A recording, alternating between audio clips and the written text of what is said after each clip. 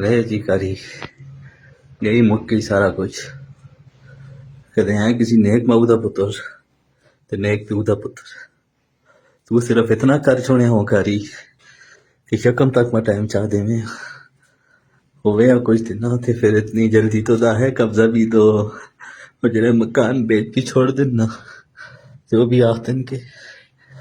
चलो महीने बाद तुसी खाली करके दो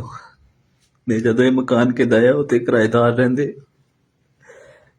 उन्हां है संदा दड़े मैं दा दड़े ना तुसी महीना रहो उते अला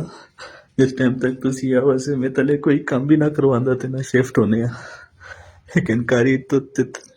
इतनी जल्दी जल्दी की थी आओ इतनी जल्दी जल्दी की थी आओ कारी हुण नेक मां है तो तेरी मां दा वास्ता मेरी भैनों का पैसे पहुंचाई जेड़े मैं पिछली वीडियो में दसे नहीं अल्लाह दे वाले।